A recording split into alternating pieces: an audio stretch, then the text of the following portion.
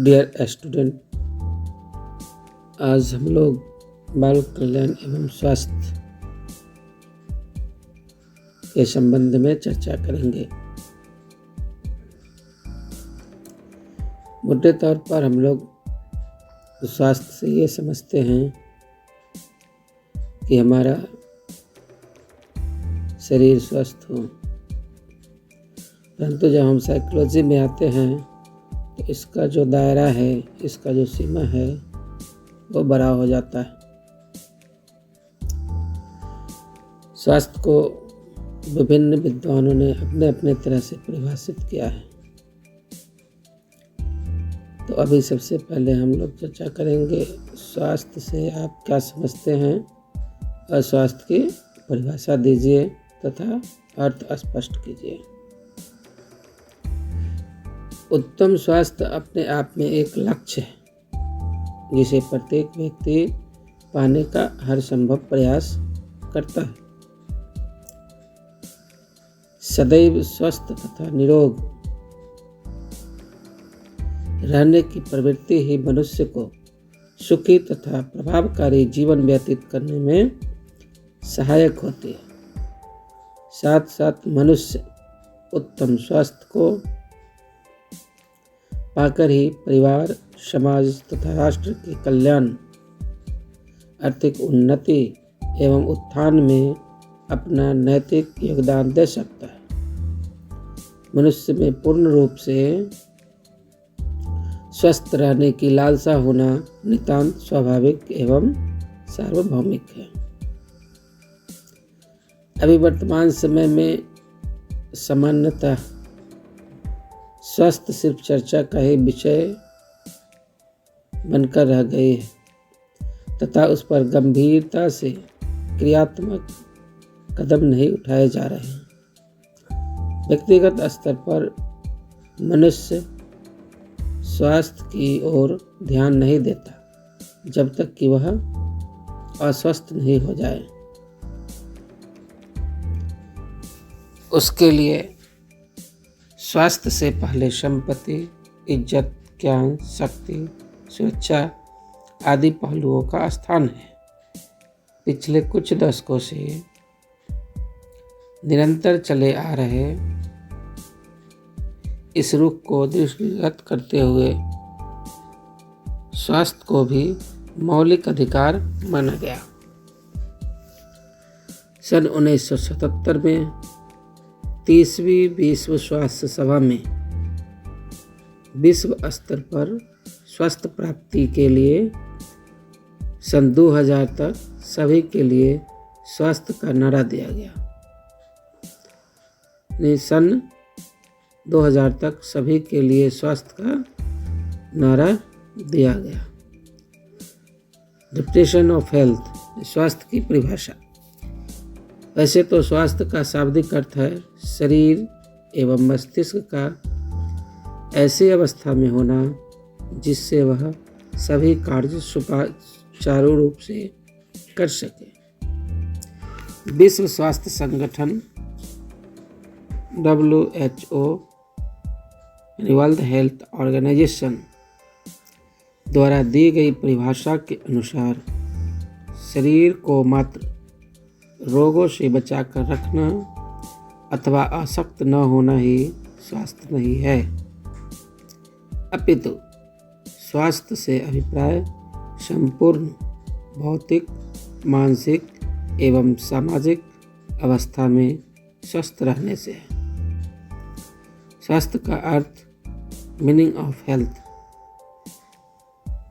स्वास्थ्य एक ऐसा पहलू है जिसे प्रायः सभी लोग परिभाषित करने में कठिनाई अनुभव करते हैं। आमतौर पर एक साधारण व्यक्ति शरीर का निरोगी होना ही स्वास्थ्य समझता है, जबकि शरीर का निरोगी होना स्वास्थ्य का एक पहलू मात्र है जो स्वास्थ्य को परिभाषित करने हेतु व्यापकता का बोध नहीं कराता। इसलिए समय के साथ साथ स्वास्थ्य की विभिन्न परिभाषाएं भी कई रूप में प्रस्तुत की गई है। जैसे वेबस्टर के अनुसार स्वास्थ्य शरीर, मन या आत्मा में स्वस्थता तथा निरोगता की अवस्था है।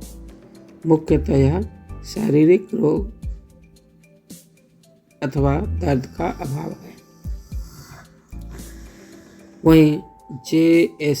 विलियम्स के अनुसार स्वास्थ्य जीवन का वह गुण है जो व्यक्ति को अधिक समय तक जीवित रहने तथा सर्वोत्तम प्रकार से सेवा के योग्य बनाता है। प्रोक्लिन P. एडम्स के अनुसार स्वास्थ्य वह वस्तु है जिससे मनुष्य संसार के सुख भोगते हुए सदैव आनंदित रहता है। अतः यह कहा जा सकता है कि स्वास्थ्य वह दशा है जिसे व्यक्ति मानसिक, शारीरिक तथा वातावरण संबंधी प्राकृतिक नियमों के आधार पर अपना जीवन निर्वाह करता है। ये प्रकृति नियम स्वच्छ तथा ताजी वायु, सूर्य का प्रकाश, स्वच्छ जल, नियमित व्यायाम, संतुलित भोजन, शांत एवं तनाव रहित वातावरण, नियमित संपूर्ण निद्रा तथा शारीरिक स्वच्छता से संबंध रखते हैं।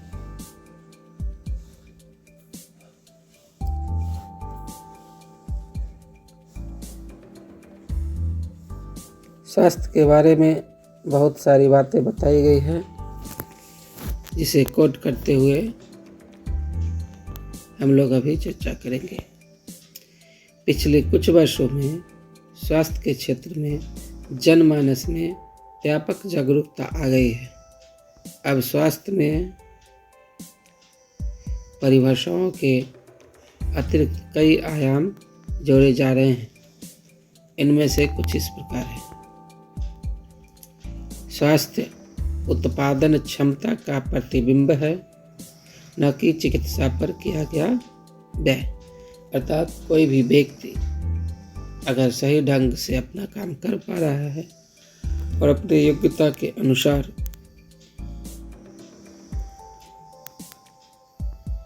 परिणाम दे रहा है कार्य के क्षेत्र में, तो हम कह सकते हैं कि वह व्यक्ति, समाज और परिवार स्वस्थ है। अभी आ गया न कि चिकित्सा पर किया गया खर्च। यानी ऐसा नहीं कि अगर हम चिकित्सा पर ज़्यादा खर्च कर रहे हैं तो हम ज़्यादा स्वस्थ हैं। कहने का मतलब कि जो खर्च किया जा रहा है सिर्फ चिकित्सा पर, वो तो अपनी जगह सही है, परंतु हमें कोई भी व्यक्ति कितना स्वस्थ है इसका आकलन इस बात पर करना है कि वह अपनी कार्य क्षमता में कितना एफर्ट, बल लगा पाता है।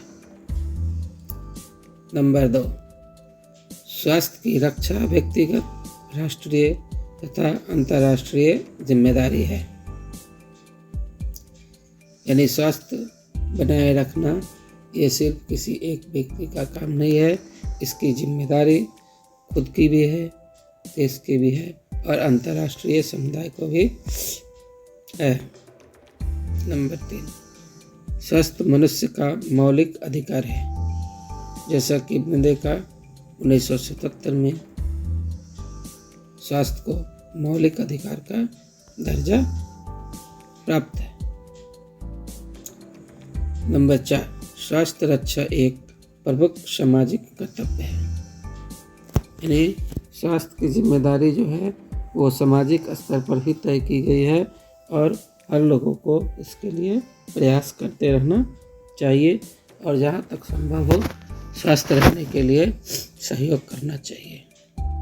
स्वास्थ्य विकास का एक अभिन्न अंग है। एक स्वस्थ व्यक्ति ही अपने परिवार का, समाज का, राज्य, राष्ट्र और देश के उन्नति में अपना योगदान दे सकता है। यदि व्यक्ति स्वस्थ ही नहीं रहेगा तो वह कुछ भी करने में समर्थ नहीं होगा और उसका हमें उत्पादन क्षमता के अनुसार नहीं मिल पाएगा जितना मिलना चाहिए। तो प्यारे स्टूडेंट, आपने देखा कि हम लोगों ने स्वास्थ्य से संबंधित विभिन्न लोगों द्वारा दिए गए परिभाषाओं, उनके आयामों पर विस्तार से चर्चा किया। अभी दूसरे वीडियो में अगले टॉपिक के लिए मिलेंगे। तब तक चैनल को सब्सक्राइब करें ताकि आने वाले सभी वीडियोस आपको सही समय पर मिल सके। धन्यवाद।